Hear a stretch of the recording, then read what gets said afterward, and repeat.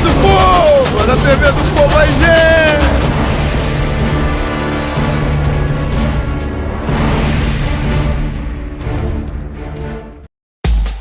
Levar ao estado do Rio de Janeiro e parte de Minas e Espírito Santo produtos de qualidade desde 1964. Isso é para quem sabe.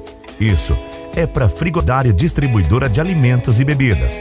Trabalhamos com as melhores marcas e produtos do mercado. E mais, conheça a nossa linha de fatiados, sabor e qualidade incomparáveis. Frigodário, porque atender bem e levar bons negócios aos nossos clientes é o nosso maior compromisso.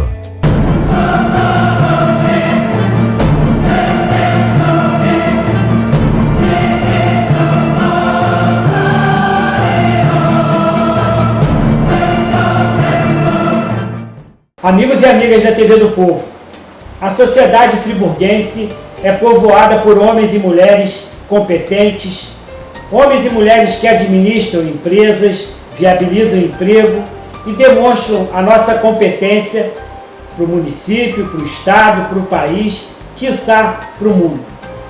Hoje a nossa entrevista é especial, porque a gente vai conversar com ele que viabiliza centenas e centenas de empregos, leva o nome da cidade de Nova Friburgo para o país, é um homem amigo, parceiro, que ajuda a nossa comunidade e que com certeza tem muito ao que colaborar e a dizer para a população nesse momento. É com grande prazer, com grande alegria que a gente vai conversar com Dadá, da Frigodário, Dadá da Perdigão. Tudo bem, Dadá? Prazer. O prazer recíproco. Dadá é amigo, Dadá é parceiro, Dadá é, na cidade de Nova Friburgo, é querido por todos. Várias são as pessoas que identificam o potencial dele de um dia ser prefeito da cidade, ser deputado e assim sucessivamente. Mas o Dadá é o Dadá que dá emprego, o Dadá que leva comida de qualidade, o Dadá que ajuda a comunidade. Dadá, eu queria que você falasse um pouco sobre a empresa quando ela começou lá atrás com seu pai. Então, aqui é uma história bem interessante, bem bonita, por sinal. No início foi muita luta, muito trabalho, né? A gente começou praticamente do nada, né? Em que ano? Em 64. 64. Em 64. Um período difícil, época da ditadura. Exatamente, foi exatamente na Revolução. Papai começou com a Frigodário em maio de 64. Quer dizer, um mês depois da Revolução, né? E de lá as coisas, com muito sacrifício. Papai tinha na verdade ele tinha um carrinho de passeio chamado Dolphine. Esse Dolphine era como se fosse um Fusca 1000, então ele tirava os bancos do carro e colocava ali 40 caixotinhos. Aí no Rio, pegava os 40 caixotinhos, vinha para Friburgo e vendia, né? E assim começou a história do Frigodário. Muita luta, com muita garra, né? Muita vontade de crescer, de poder fazer alguma coisa por Friburgo e por todos, né? Então a gente foi crescendo, com muita dificuldade mesmo. A coisa não foi fácil. Eu me lembro que, em uma certa ocasião, papai comprou uma Kombi da FAO. Na época eles tinham tinha umas Kombis que transportavam passageiros, Kombis de 3 portas. E quando ele sai do Dolphine e vai para essa Kombi de 3 portas, foi uma festa. Fizemos até churrasco em casa por causa disso. Para você ver o tamanho da dificuldade que era naquela época, né? Então a coisa foi e na verdade, né, foi uma união muito grande da minha família como um todo. Meu pai e minha mãe sempre ajudando, e ela era o motorista da Kombi, eu era o ajudante da mamãe, a minha irmã acordava de madrugada para tirar nota fiscal. Enfim, a gente se uniu muito naquela época. Foi uma época difícil, foi uma época muito difícil, de muita falta de recursos, né? Mas ao mesmo tempo é uma história de família muito bonita, porque a gente se uniu, né? Muito. Na verdade, então, para o meu pai eu fui mais que um filho, né? Eu fui sócio, fui amigo, fui parceiro, fui companheiro, porque eu sempre gostei muito do comércio, né? O comércio é um negócio muito interessante, né? E eu sou um vendedor nato, né? O vendedor tem que ser um pouco maluco, tem que ser um pouco psicólogo, tem que ser um pouco palhaço. E lidar com pessoas é muito interessante, né? Gosta de gente? Gosto. E aí a gente foi. Então eu fui tomando gosto pela coisa também, né? E na verdade, até por ter o sangue, né, de turco, né? Como o pessoal dizia. Então o comércio ele sempre fez parte da minha vida, né? Então eu, enquanto muito pequeno ainda, né? Onde papai ia, eu ia atrás, né? Então eu fui aprendendo essa questão de vender, né? De fazer vendas, né? E com isso as coisas, né, foram, eu fui estudando, trabalhando, estudando, aquela coisa toda. E aí até que chegou quando eu... Estudou na Anchieta? Estudei muitos anos no Chile, muitos anos. Depois aí eu fiz vestibular, né, na década de 70, e passei, e papai queria que eu fosse doutor. Essa era a minha herança. A sua herança é você ser doutor. Mas eu optei em ser doutor, sim, mas não doutor. Eu sou doutor de salsicha, de mortadela, de linguiça. De embutidos? Não, de embutidos, não de engenharia, né? Como eu passei até para engenharia mecânica, mas eu não quis realmente seguir a profissão. Eu optei na época em ficar com o papai, e daí a gente juntos. A engenharia perdeu um grande comerciante. Sem dúvida, sem dúvida. E o comércio ganhou um excelente profissional. Na verdade, papai tinha uma paixão por Friburgo absurda, porque ele veio para cá na década de 50 e aqui ele se estabeleceu, né? Então, papai adorava Friburgo. E eu também não sou friburguense, nato, né? Eu nasci no Rio, sou carioca, mas vim para cá muito pequeno, né? E também fiz de Friburgo a minha grande paixão, né? Eu acho que Friburgo representou e representa para mim uma coisa assim, extraordinária. Eu até nem gosto muito de viajar, não, porque na realidade, onde eu vou, não vejo essa beleza que nós temos aqui. Bacana.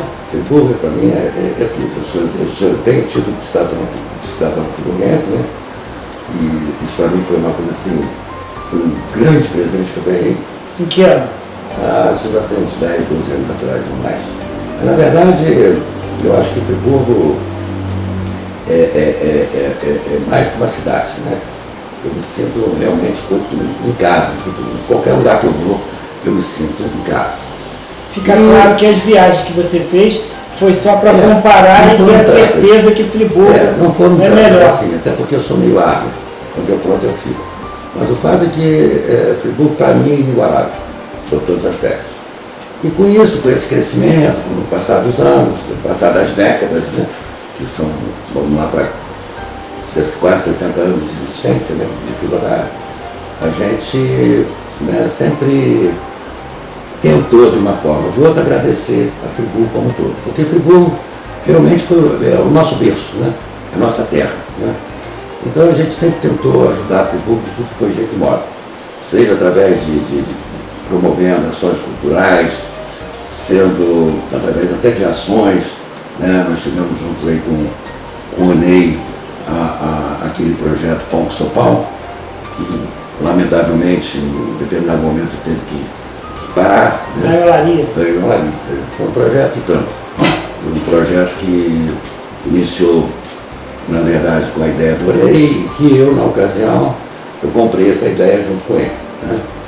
Na época nós tínhamos ele tinha ideia e você executou. Nós tínhamos o galpão lá na época disponível. Frente de mercado. Uma empresa que nós tínhamos comprado e nós tínhamos fechado essa empresa. E daí a gente juntos, a gente transformou aquele espaço num projeto muito interessante. Entendeu? Quantas pessoas atendidas lá? Naquela época chegou-se a 300 pessoas dia. 300 pessoas por dia. Tínhamos a questão da sopa, né? Onde as Também pessoas, sopa lá. onde as pessoas iam lá e a gente teve também a colaboração de vários empresários, né? Que doavam os legumes que sobravam, aquela coisa toda. E tinha a questão da fabricação do pão, né? Onde lá as pessoas aprendiam a fazer pães, confeitos, etc. Saudoso Gama lá para Exatamente. E com esse pão veio a ideia da sopa. Então por isso esse projeto, Pão Só Pão. Né? Mas chegou-se a ter muito mais coisas lá. Gratuito. Tudo gratuito. Né? Nós tínhamos lá a questão também de médicos. O Né? povo pobre. Tínhamos barbeiro, tínhamos Major Espanha, teve lá uma questão de estudar, de ensinar Projeto. o judô, né? Isso. Não tanto pela luta em si, né? Mas era uma questão mais também de ensinar os fundamentos do judô, né? Que é muito interessante. E a condição para que a criança entrasse lá nesse projeto do judô é que ela fosse carente da comunidade. Então, por isso, Marquinhos, a criança aprendia a respeitar, né, o próximo e com isso começa a aprender a ter valores. Né? É muito interessante. Também tivemos lá, além disso tudo, também um espaço lá para um grupo de AA, né, de alcoólicos anônimos, que de uma forma ou de outra nem eu sabia da importância que esse grupo tem em relação às pessoas que são dependentes do alcoolismo, entendeu? Formas que a gente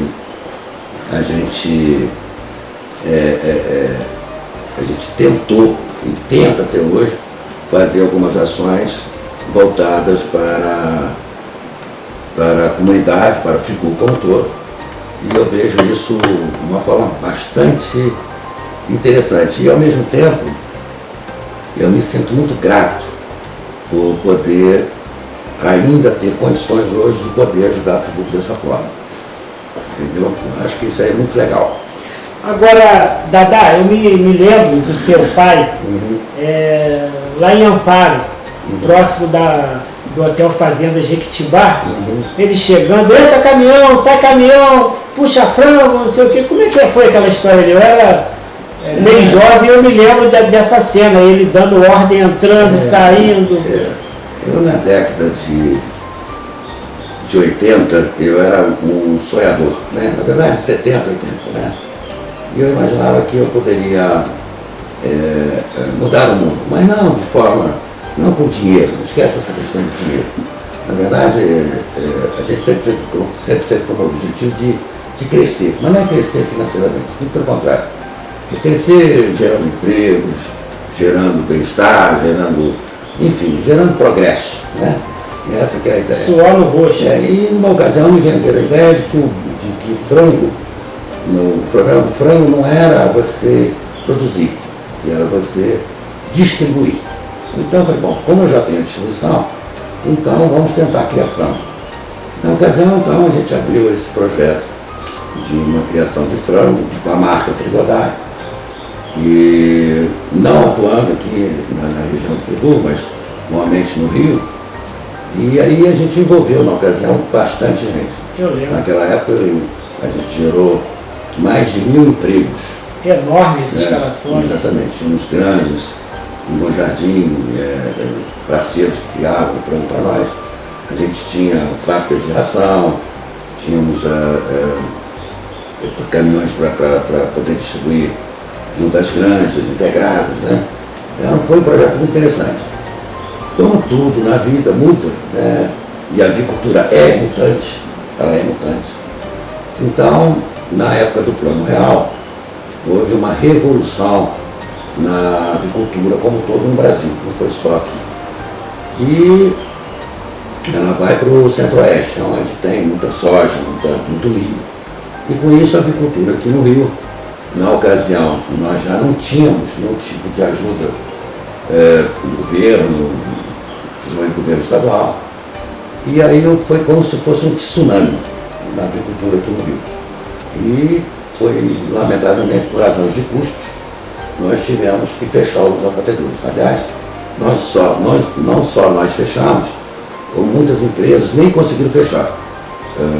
Acabaram quebrando no meio do caminho, exatamente pelo custo de produção do frango. É mais fácil comprar hoje do que você produzir. No Rio é impossível você produzir frango. Não tem como. São José do Vale do Rio Preto ali faliu muito. E existe ainda um ou outro foco muito pequeno de produção. Mas que paga para trabalhar. Não tem como. Não tem como, porque a agricultura ela é assim. A coisa é um milagre da transformação. Né? O que acontece? Você tendo milho e tendo soja, você acaba transformando isso em carne. Isso em frango e em suíno também. Não é só em frango, não. Eu me lembro que em 97 eu fui em Goiás e eu vi naquela época já havia essa questão da eletrificação rural, e você tendo eletricidade, você consegue criar frango e suíno até no deserto, desde que você tenha eletricidade. Por causa da luz, do calor? Exatamente, porque você consegue controlar, né, a temperatura ambiente. E na época nós tivemos muita produção de frango aqui na nossa região, exatamente por causa do clima, né? Que não tinha eletrificação rural nas fazendas, nas pequenas propriedades, né? Então você dependia do clima, né? E o clima aqui da nossa região era muito favorável à criação principalmente de frangos, né? Bacana. Com essa eletrificação rural, o que aconteceu? A agricultura ela vai para onde tem a matéria-prima. A soja está lá, o milho está lá. Exatamente. Então eu fui em 97, quando eu fui lá em Goiás, eu visitei uma propriedade, o sujeito plantou soja do lado esquerdo e milho do lado direito. E no meio da propriedade ele coloca uma fábrica de ração, e atrás dessa fábrica de ração ele coloca as granjas, tanto de suíno quanto de frango. Muito bem Então organizado. lá no final saía frango e suíno. Então era realmente um milagre da transformação. Muito interessante, quer dizer, o sujeito tinha comido soja, ele saía frango Com proteína. e suíno lá no final. Como lá não tem morro, não é uma geografia igual a nossa, um relevo igual ao nosso, né? Então vinha aqueles tremiões, lá naquela época já tinha uns tremiões, uma carreta puxando 10, 15, 20 vagões, por ser tudo plano, né? Então se o cara encostava lá, carregava os vagões, e 30 quilômetros depois estava na porta do frigorífico. Não precisava nem de trilho. Nada, tudo na base O Laci de Moraes, que era na época lá. Então, na verdade, assim, o suíno, tanto o suíno quanto o frango, depende do milho e da soja, né?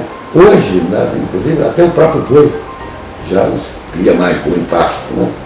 Boi confinado, mas você também depende muito do milho e da soja. Tem baby beef, né?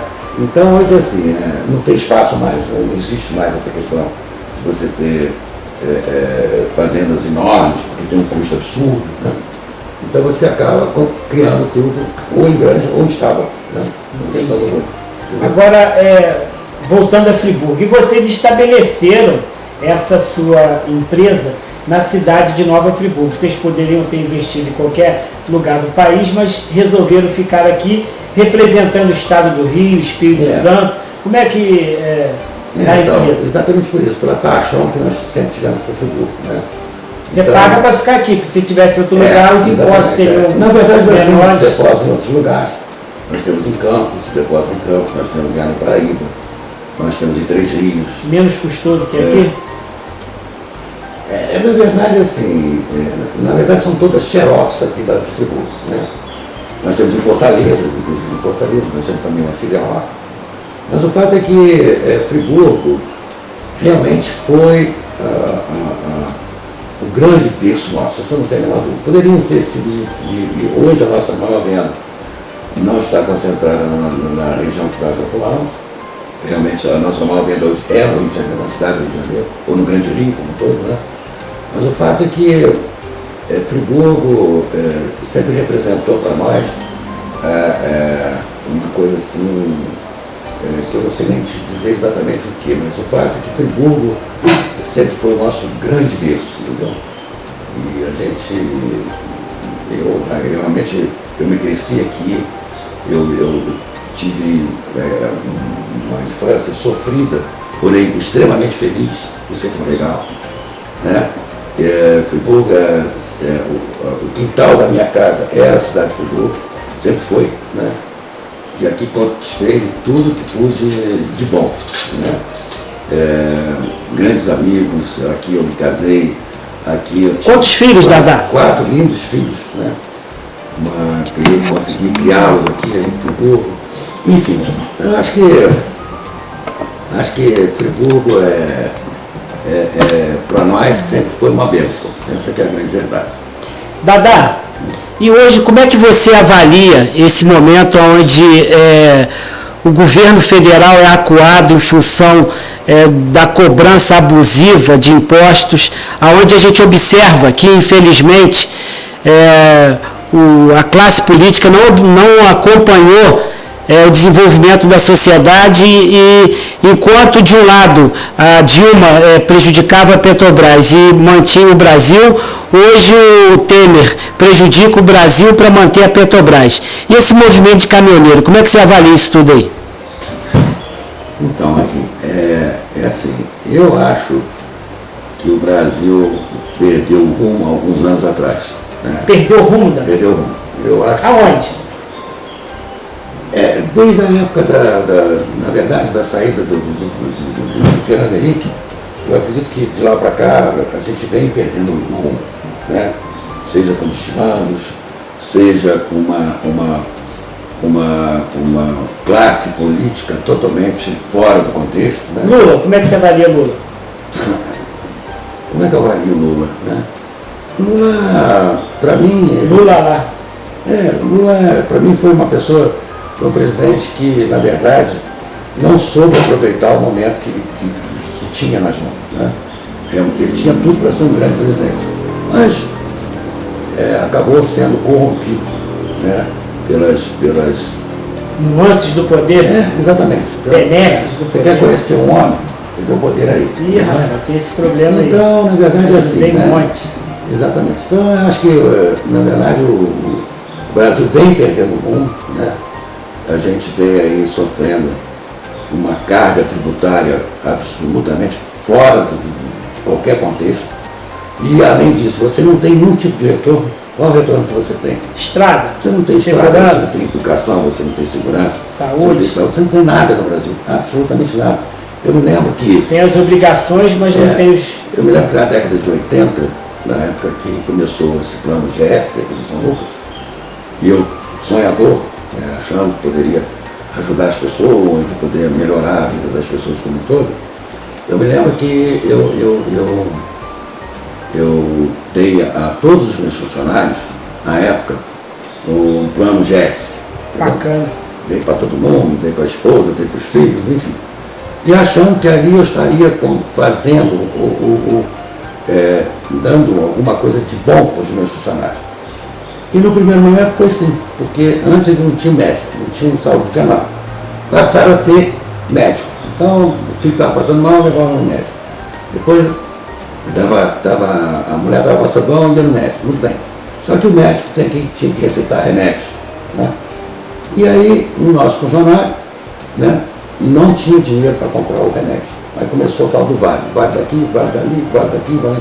No final do mês, o sujeito não tinha o salário para receber, porque tinha ido tudo em vale. Tinha que fazer o vale. Na verdade foi assim, na verdade eu vesti um santo e despiu outro. Né? Então essa é a situação do Brasil. Lamentavelmente, eu acho que o Brasil, nós tínhamos tudo para ser um baita de um país. Né? Um país de gente alegre, para frente, um país que não tivesse pobreza, um país que todos tivéssemos uma vida. Né? Porque hoje você não tem vida no Brasil.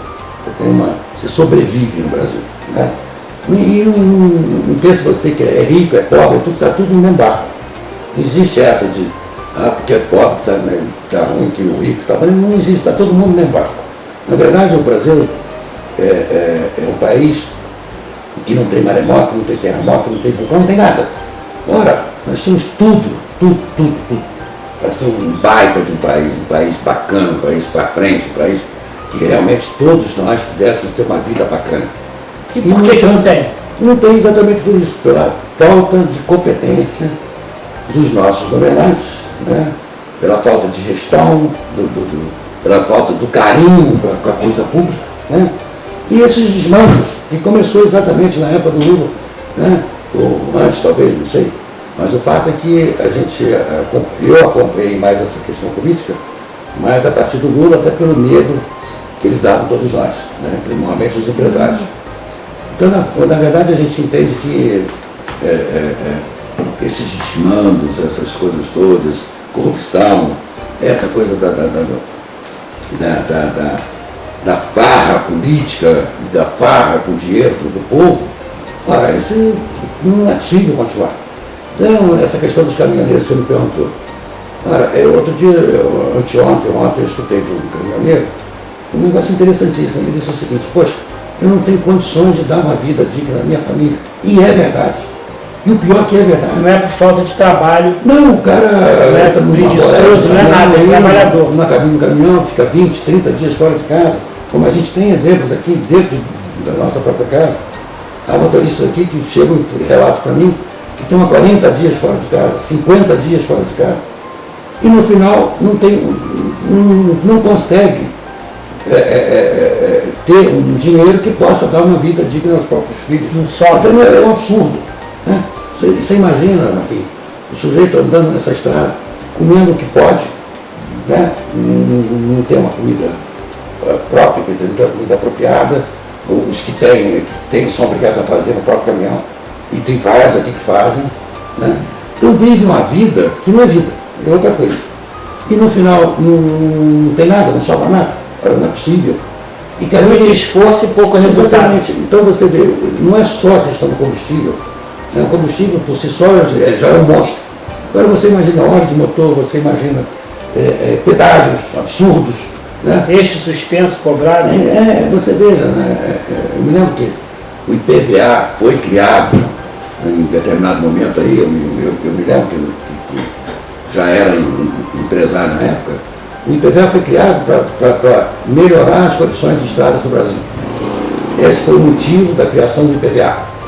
Ora, com o decorrer do tempo, eles mantiveram o IPVA e depois começaram a privatizar as estradas, através dessa questão da cobrança de pedágio. Bitributação. Exatamente. Então, olha, não é possível. Então tá bom, vamos cobrar pedágio? Vamos, mas vamos acabar com o IPVA. Ah não, aqui no Brasil nós temos essa mania. Cria-se o imposto e depois não acaba com o imposto. Entendeu?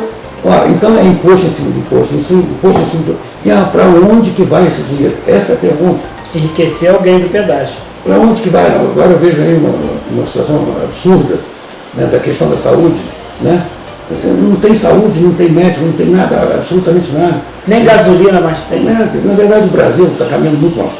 Eu acho que se não se tiver, se agora, aproveitando até essa deixa dos caminhoneiros, se a gente se conscientizar, nós enquanto povo, né, que a gente pode e tem que mudar isso, seja de uma forma ou de outra, entendeu? Ou nós fazemos isso, ou o futuro do Brasil é livre. E olha que eu já passei por tudo que foi crise. Eu já passei por crise da década de 80, da década de 90, Sarney com plano isso, plano aquilo, plano o Diabo 4. Fernando Henrique. Que sempre víamos uma luz no final do túnel. Todos nós. Apagar a luz? Hoje eu não vejo essa luz. Apagar a luz. Eu acho que sim. Eu acho que não. Do jeito que está, eu não vejo. Eu particularmente eu não vejo. Pelo contrário. O que eu estou vendo é um futuro extremamente incerto, né? Porque essa questão do aumento da violência, ela é uma consequência direta do nosso empobrecimento. O Brasil vem empobrecendo. Né? Tem que viver, tem que comer, tem que... Friburgo é um exemplo claríssimo de quanto que o Brasil vem empobrecendo. Eu encontro um rapazinho, 18, 17... Faz pouco tempo. Pouco tempo, 20 anos aí. O que acontece? Eu queria comer lula, né, às 9 horas da noite. Eu ia comer lula às 9 horas da noite. No restaurante do seu Jaime, que era o Caravelas ali na praça. Que susto, né? Eu queria comer um macarrão, não sei das contas. Eu ia lá no Le Canton e ia comer macarrão, não sei das contas. Eu queria tomar canja às 10 horas da noite em Friburgo. Eu ia no Major e ia tomar canja às 10 horas da noite em Friburgo. Hoje, o que você tem em Friburgo? Nada, absolutamente nada. Você sai à rua, 9 horas da noite, você quer ir em algum lugar, não tem. Limitado. Por quê? Porque Friburgo, assim como o Brasil, vem perdendo, exatamente, vem perdendo o glamour, vem perdendo o progresso, vem perdendo tudo. Então hoje você tem em Friburgo Quantidade até de gasto de dinheiro no bolso para investir. Exatamente, então antigamente entretenimento. Exatamente. Eu tinha, quando eu tinha 18 anos, eu tinha 5, 6 boates à minha disposição. Country Club. Não, que nada, era no Cônico, era em Guri, era Saudade, era Diaba 4. Eu tinha 5 ou 6 boates para onde eu quisesse ir. Hoje você quer ir em algum lugar, não tem. Então Friburgo é o exemplo claro de como está o Brasil. Nós estamos caminhando cada vez mais para um empobrecimento. Essa questão da violência, esses assaltos, esses roubos aqui na minha empresa, por exemplo, não tem uma semana que não tem 1 ou 2 caminhões nossos cuja carga é totalmente roubada. É mesmo, Davi? Seja nas estradas ou dentro da cidade, seja onde for. Inclusive, chegamos ao ponto de as companhias de seguro não quererem mais segurar. Não é só não tem seguro ou não? Tem, enquanto tiver a pólice vigente. A partir de que venceu a pólice, eles não querem renovar mais. Não é só o meu caso, não. É o caso de todo mundo. Porque a violência hoje... No Rio ou no Brasil? Em todo lugar, principalmente no Rio. Hoje existe uma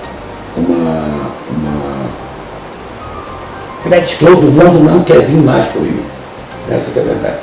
Então, o pessoal do sul do Brasil, do norte, do centro-oeste, não querem vir mais para o Brasil, para o Rio. Por quê? Por causa dessa questão de roubos, de assaltos e falta total de segurança. Então, na verdade, São Paulo também não fica muito atrás, não. Mas por ser uma cidade maior, muito maior, então vamos lá, as coisas são mais esparsas, vamos dizer assim. Mas o fato é que essa pobreza, ela vem em função dessa quantidade absurda de impostos que nós pagamos e que eles não são retornados para o povo como um todo. Qual a solução? Eu acho que nós temos que fazer igual a Fênix, né? Aquele pássaro da mitologia grega, que aliás é o símbolo hoje da Frigodária. A Frigodária, em determinado momento da vida dela, ela passa por esse tipo de problema. Renasceu. E eu tive na época que fazer exatamente como a Fênix, né? E ela ressurge das próprias cinzas. Então, eu acho que o Brasil tem que fazer isso. Nós temos que parar tudo, entendeu? E refazer o Brasil. Essa é a minha opinião. A greve dos caminhoneiros é importante? Mas ela por si só não vai resolver. Ela não vai resolver o problema do Brasil como deu uma estremecida. Ela está... Tomara até que ela venha trazer bastante consequências boas, né? Que seja um grande alerta. Imagino que o povo, as pessoas estão vendo isso. Eu tenho isso comigo de uma forma bem clara, porque eu tenho visto aí a questão do povo apoiar os caminhoneiros, ajudando, dando isso. A imagem da polícia apoiando o movimento. Então, na verdade, eu acho assim, acho que isso, tomara que isso sirva para acordar o povo, sabe? Porque o povo, ele tem o poder, sim, se querer de mudar as coisas, né? E o que eu vejo é que nós não podemos continuar do jeito que nós estamos. Eu, enquanto empresário, eu te falo de coração. Eu nunca vi isso na minha vida, nunca. Ora, eu tenho bem uns 50 anos aqui dentro. Eu nunca vi, eu já vi de tudo na minha vida. Agora, o que eu estou vendo agora, eu nunca vi. E não vejo saída. Esse é o grande problema, eu não vejo como sair. Por quê? Porque, você quer ver, eu vou te dar um exemplo bem claro. A Frigodária hoje joga 50 mil reais pela janela, todo mês, em passagem de ônibus. Naquela época não tinha isso. Por quê? Por que eu jogo? Porque as pessoas hoje não querem passagem de ônibus, querem gasolina, querem vale gasolina, querem isso, porque todos têm carro. Então não utilizam mais ônibus. Mas eu, por lei, eu sou obrigado a comprar esses vários passagens, né?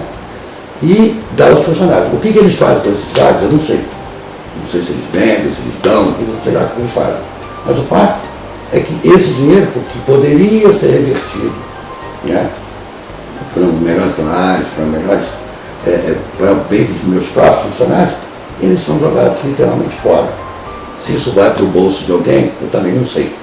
Essa aqui é a verdade. Mas o fato é que é despesa em cima de despesa, entendeu? Imposto em cima de imposto. E quem acaba pagando a conta somos todos nós. E fica encarecendo os seus produtos. Não tem se você, porque problema de fulano. Não, o problema do fulano é o teu problema. Porque se ele, para ele pagar aquilo, ele vai tirar de alguém. Eu nunca vi dinheiro na sem nada, você já viu? Ou cair do céu? Não cai. Então ele tem que tirar de alguém. Não é verdade? Alguém tem que pagar a conta. Exatamente. E esse alguém. Não existe almoço de graça. Exatamente. Esse alguém somos todos nós. Essa é a grande verdade. O Brasil, nós, enquanto brasileiros, né, deveríamos ser mais patriotas. Né? Eu tive uns 3 anos atrás, ou 4 anos atrás, nos Estados Unidos, foi a única viagem que eu fiz na minha vida, assim, mais longa, e eu vi lá, eu fui em Miami, eu vi lá um negócio interessantíssimo, que a maioria das casas lá, ou dos edifícios, tem uma bandeira dos Estados Unidos. Aqui não tem. E isso é de graça? Não. Por que eles têm isso lá e nós não temos isso aqui? Sabe por quê? Porque nós temos um país que dão tudo que o povo quer, ou tudo que o povo precisa. Por isso eles são tão patriotas assim. Agora aqui a gente não, isso aqui parece... Aqui tira. Não são patriotas, por que não são patriotas? Porque nós não damos o valor que nós temos. E aí, de uma forma ou de outra, por a gente não dar esse valor, a gente acaba, os políticos, fazendo da gente gato sapato. Essa é a grande verdade, entendeu? E esse movimento dos caminhoneiros mostra esse patriotismo do aqui assim, americano. Quando o político vê a coisa, de uma forma bem simples. Do quanto pior, melhor. Quanto mais povo ignorante você tiver, quanto menos educação você tiver, quanto menos saúde você tiver, você pode prometer algumas coisas melhores, não é verdade? Que eu vou saúde menor, que eu vou ter, que eu vou acontecer. Aquela esperança. Exatamente. Aí o povo, ignorantes, não ignorantes desse modo ruim da coisa, ignorante por não ter cultura, por não ter educação, por não ter conhecimento, né, de causa como um todo. Por falta de disponibilidade. Exatamente, porque não tem, entendeu?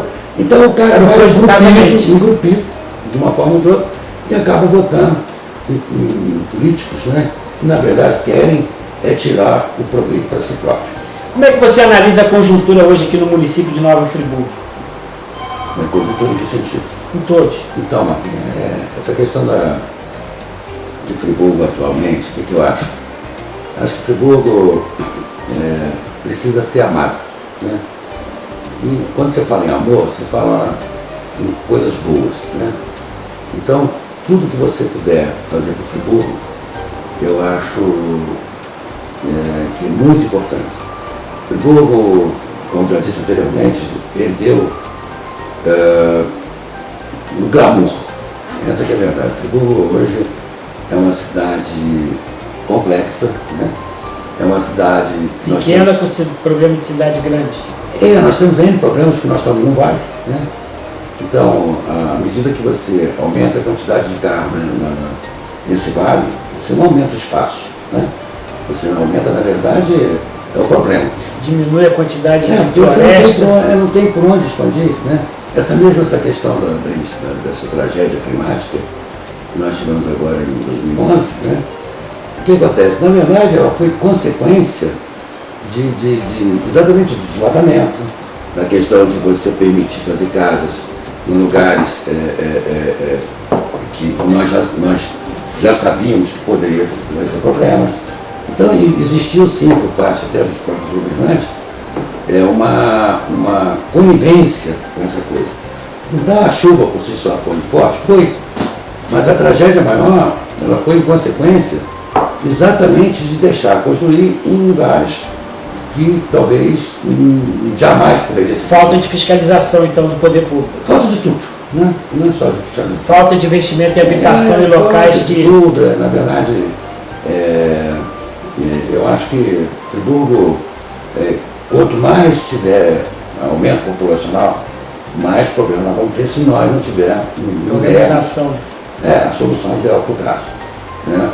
Até eu costumo dizer que esse projeto do Dr. Heródoto em relação à questão do trenzinho, que a pessoa rica, não sei o quê, mas e você pensar direitinho, é uma grande solução sim. Sem dúvida. Entendeu? É questão de ter recursos. Né? Agora, esse glamour que o Friburgo perdeu, isso prejudicou muito a cidade como um todo. Né? A gente era considerada uma das grandes, uma das maiores cidades turísticas do Brasil. Você imagina? Eu me lembro disso perfeitamente na década de 70, onde o pessoal de Gramado veio a Friburgo para aprender a fazer turismo. Você veja que coisa interessante. Hoje o aluno ensina o professor. Exatamente, exatamente. Então nós ficamos para trás, seja por várias razões, né, normalmente políticas, né?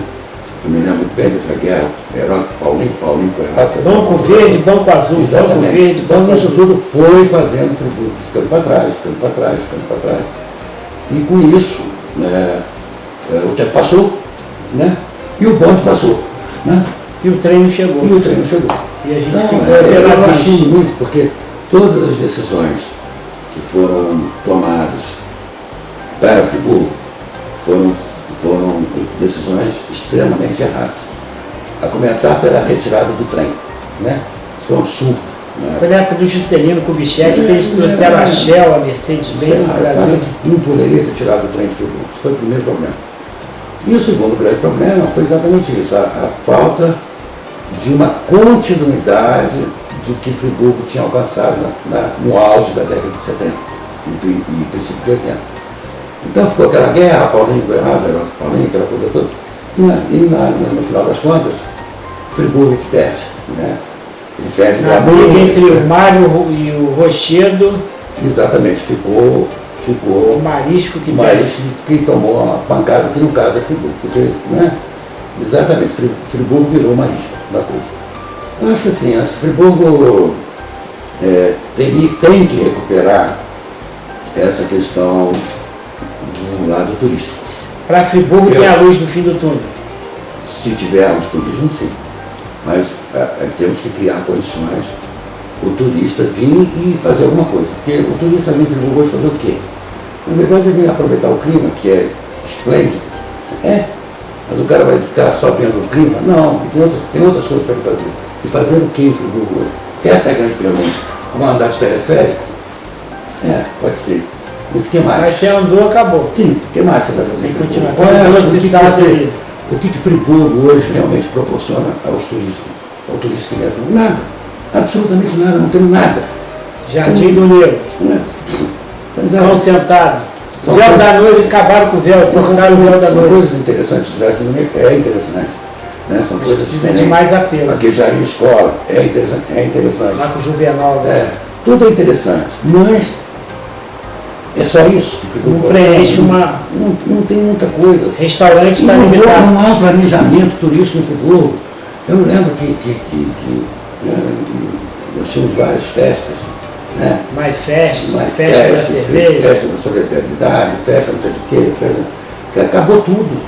Festa da bondade. Você vê, Friburgo, o Carnaval de Friburgo, cara, era um negócio assim extremamente atraente, né?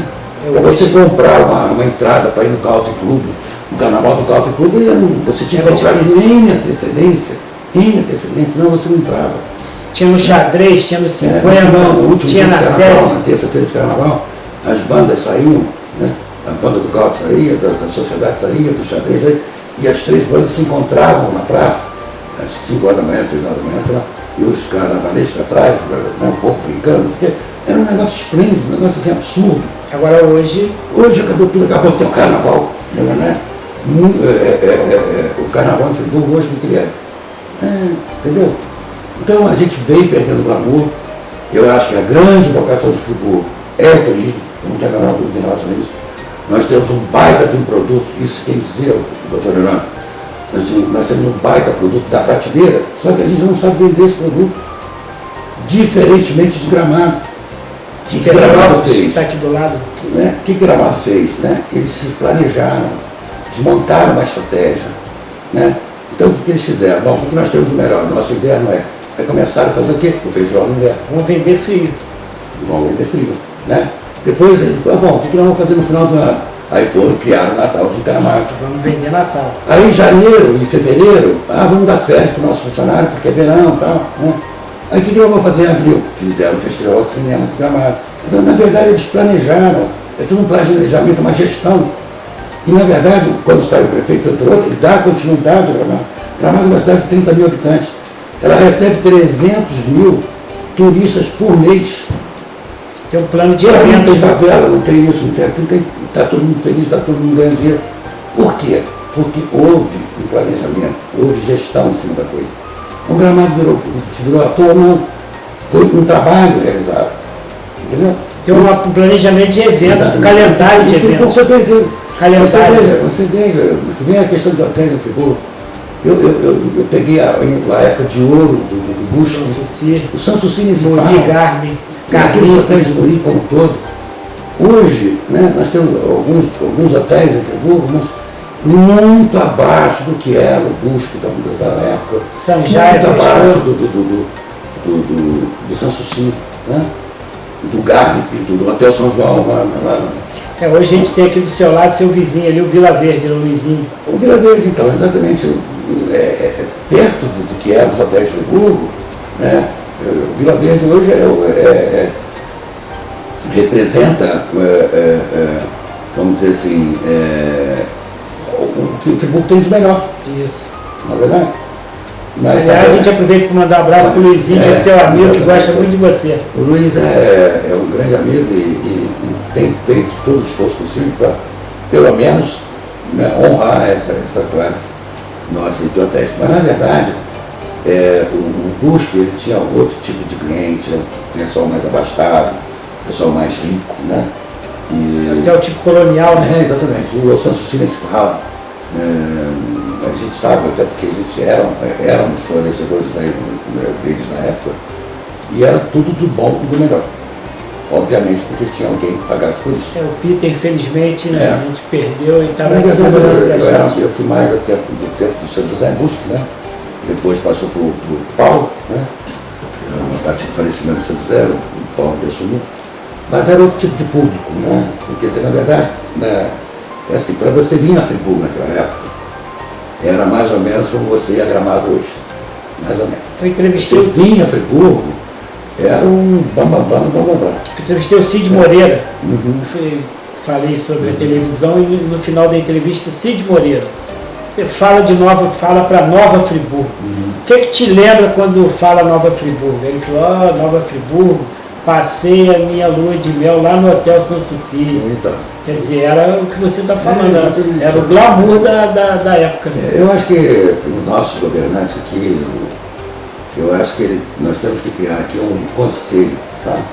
De pessoas que possam realmente ajudar, um grupo de pessoas. Mas será que o prefeito quer ser aconselhado? Ele escolheu 2 lá, um já pulou do barco. O Renato, eu acho que ele quer o melhor para a Friburgo, como todos nós queremos. Não tenho a menor dúvida sobre isso. Mas tem que ter o conselho. Eu acho que sim, porque várias cabeças pensam melhor que uma, né? Então, o conselheiro que ele escolheu já pulou do barco aí. Apesar de todas as dificuldades que ele tem lá, eu acredito que tenha, né? Não acredito que ele não faça as coisas que ele não queira. Eu acho que por dificuldades sim, seja financeira, seja mais que ordem for. Mas o fato é que pode ser feito mais coisas a partir do momento que ele tenha mais ajuda. Né? E eu acho que o Friburgo tem pessoas que podem sim ajudar nesse processo. É uma questão de se montar esse grupo, né? Fica aí uma sugestão minha, inclusive. Você faria parte desse grupo? Sem dúvida. Eu acho que eu entendo que eu, na verdade, eu adoro Friburgo. Como adoro Friburgo, eu quero que Friburgo cresça. Mas cresça assim, como era no passado, né? Um crescimento bacana, um crescimento de que as pessoas venham ao Friburgo e se realmente se sintam em casa, se sintam bem, né? E que queiram voltar. Né? O Friburgo tem algumas coisas interessantes, né? Que eu sou totalmente contra. Né? Essa questão, por exemplo, do quebra-molas em Friburgo. Eu acho isso um absurdo. 2. Eu acho isso um tapa na cara do povo. Caro, porque não é possível. sem Não tem objetividade. sentido essa questão de tanto quebra-mola. Não tem sentido isso. O que quebra-mola é falta de governo. Uma outra, bom, eu acho que isso aí é uma ignorância. Porque você pode instalar umas câmerazinhas, né? Até Pode fazer passagem correr. subterrânea. Até como, só se for um cara maluco que queira correr em Friburgo, porque não tem nem como, as duas são ou é morro ou é piscina, então. Mas quebraram a casa lá dos 200 anos. Então É Friburgo, exceção, né? Friburgo é exatamente. Mas eu acho assim, eu acho que o Friburgo tem algumas peculiaridades que precisam realmente ser revistas, né? Eu nunca vi uma cidade com um posto no meio da estrada. Friburgo tem, né? Aqui na Coisa da Saudade. Eu nunca vi uma cidade que tem um ponto de ônibus debaixo de um sinal de trânsito, né? Como tem ali na Chácara do Paraíso. Você tem um ponto de ônibus e tem um sinal. Aí se o ônibus para, né, e o sinal está aberto, você não passa, porque você não tem como passar pelo ônibus, né? Então, árvore no meio da rua. Coisas assim inusitadas, né? Você tem sinal de trânsito onde não precisa e onde precisa não tem. São esses detalhezinhos, sabe? Que o dia a dia, quer dizer, às vezes até, isso aí fica até uma questão até de um alerta também aos nossos governantes, porque às vezes as pessoas passam, veem, mas não enxergam, né? E a gente começa a enxergar coisas que precisam ser feitas, né? Tem um cruzamento aqui de Duas Pedras, tem ali em frente a uma inventadora de moto ali, tinha que ter um sinal, e não tem. Tinha que ter um sinal, porque você não sabe se o cara lá vai parar, e não voltam. Quer dizer, e tem sinal onde não precisa. Sabe, são essas coisinhas. Outro dia eu estava na padaria Suspiro, e veio um senhor, me parou e falou assim, não, onde que é o teleférico? Eu falei, mas o senhor passou por ele, mas eu não vi, não tem uma placa, não tem nada. Olha, entende? Ouviu falar, mas não sabe. Não tem uma, assim, quer dizer, a pessoa que vem a Friburgo, ela se sente perdida. Muitas vezes eu sou obrigado a fazer mapinha aqui para o cara que vem aqui, no Código Dantas, como é que ele chega no Rio, como é que ele vai pegar a estrada para o Rio, porque não tem placa, é impressionante. É verdade. Entendeu? Você vai no Rio de Janeiro, tu olha, vou falar, eu posso falar até mal do Rio, porque eu sou carioca, eu posso falar, mas olha, você vai no Rio e você não se perde, porque tem tudo que é tipo de placa. Você quer ir para a Zona Sul, você vai, você quer ir para a Zona Norte, você vai, você não se perde no Rio, você acaba arranjando a sua saída. Aqui em Friburgo não. Você não tem uma placa indicativa de nada. Outro dia um caminhão estava lá na Praça de Olaria e me pediu informação como é que ele ia para o Rio. Aí ali no Paissandu não tinha sinalização para ele ir em direção ao viaduto, ele foi direto para Olaria. Foi parar com o caminhão. E você que trabalha com caminhão sabe melhor do que ninguém quanto isso é importante. Que nós precisamos enxergar. E são pequenos detalhes. Né? Você colocaria seu nome à disposição com relação ao cargo público no futuro? Não. Não acredito, sinceramente não. Pode ser que eu possa vir a querer ajudar, ir na frente e tal. Mas dá para o povo, e se o povo pedir? Bom, aí a gente pensa. A vontade do povo? Na verdade, assim, eu já vou repetir, eu posso ajudar Friburgo de N maneiras. Eu tenho até tentado, de uma forma ou de outra, sempre dar umas dicas. Eu estava até essas patrocínio, a gente faz até ajuda culturais, principalmente cultural. Eu acho que cultura é muito interessante. Então eu apoio muito essa questão da cultura, né? E levar um pouco de cultura para o povo, né? Um teatro, isso, aquilo. Agora, até por sinal, no domingo passado, nós fizemos um teatrinho na Praça do Suspiro. Nós pedimos autorização à prefeitura e eles nos deram assim, de uma forma assim, bastante interessante. Até foi muito legal por parte da prefeitura. Nós conseguimos reunir lá mais de 100 crianças.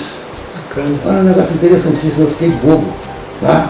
E isso tudo ainda comemorando os 200 anos de Friburgo, onde a gente ainda criou mais esse evento lá para as crianças. A cada 2 anos uma criança representando.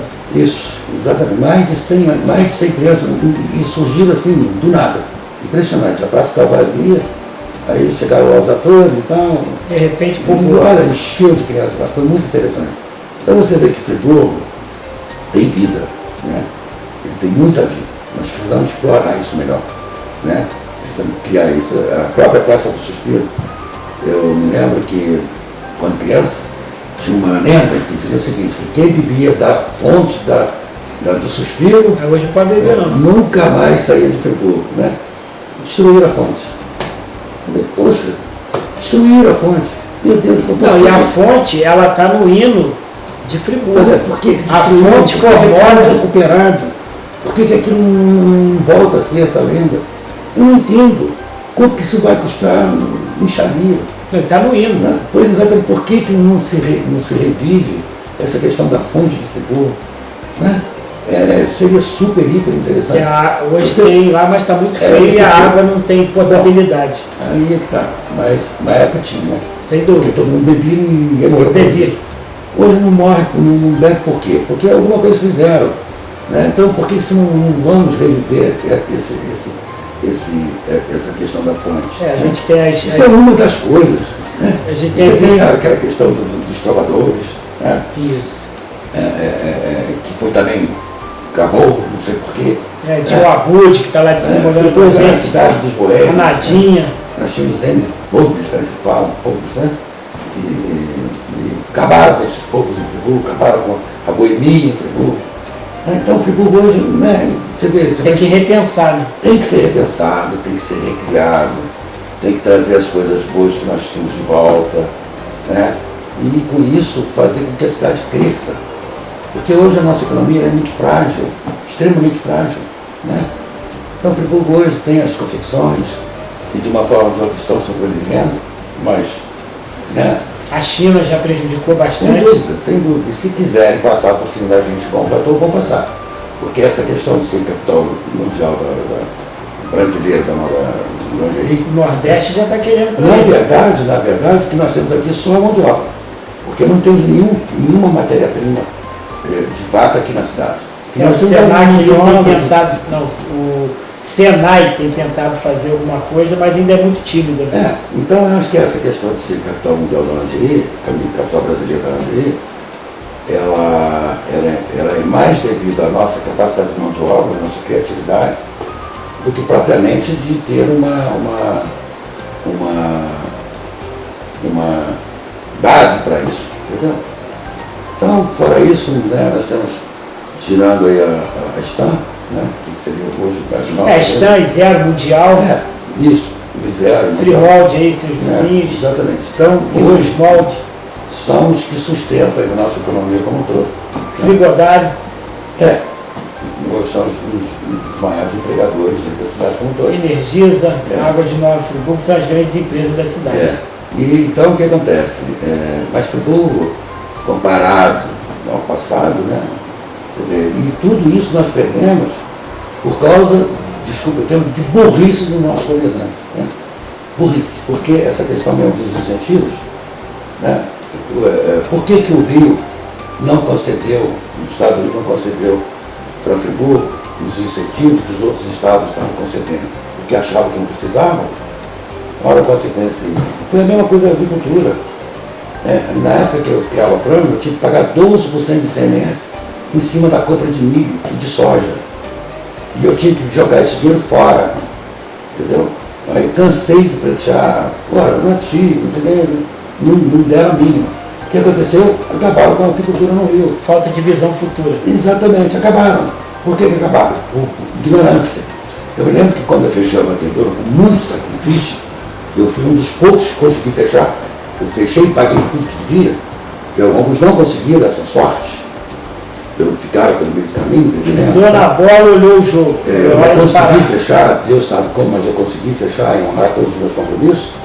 Eu me lembro que quando eu fechei, 6 meses depois eu fui procurar pela Secretaria de Agricultura do Estado. Não, porque agora nós vamos pegar o seu frango, nós vamos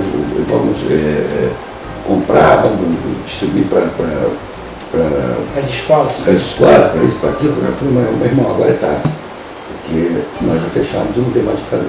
E como eu fechei, todo mundo fechou. O Bom Jardim tinha 200 milhões de frango, tinha 300 milhões de frango em Bom Jardim. Se você for em Bom Jardim hoje atrás de um frango, vivo tu morre, para remédio tu morre, porque você não vai conseguir, porque não tem frango, acabou.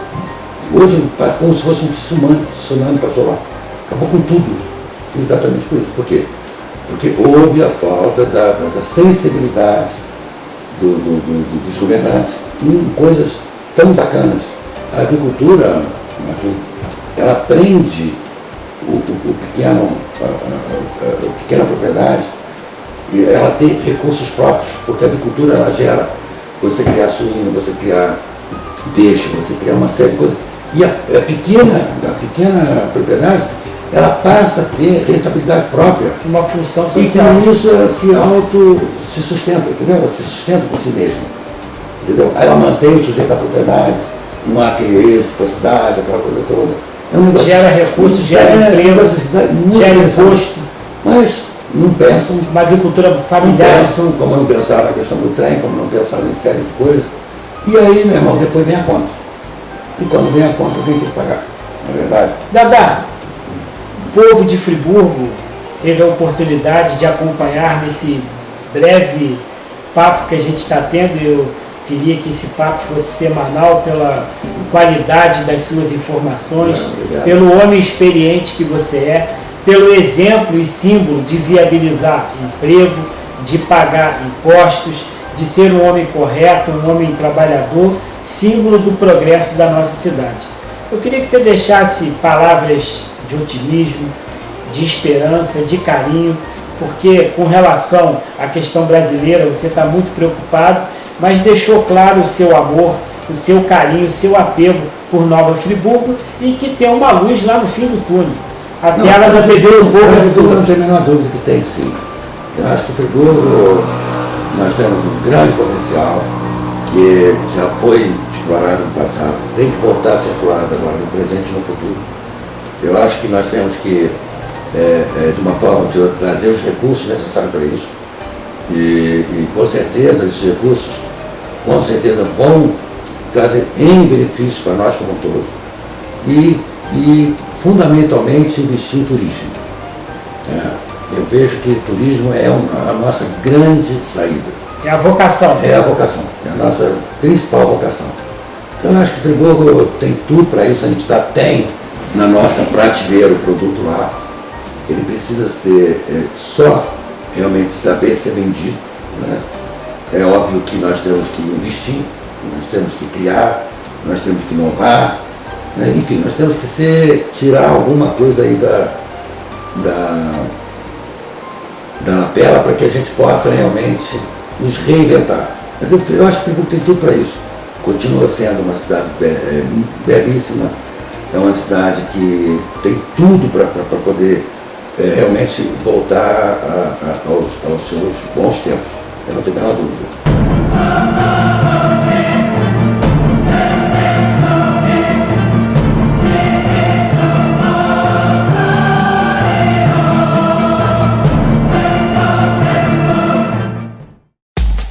Levar ao estado do Rio de Janeiro e parte de Minas e Espírito Santo produtos de qualidade desde 1964.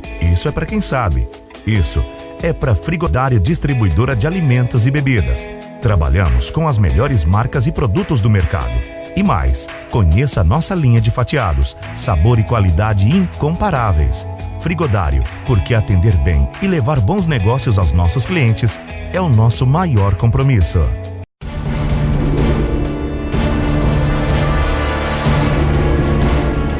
Alô, TV do Povo! Alô, TV do Povo aí, gente!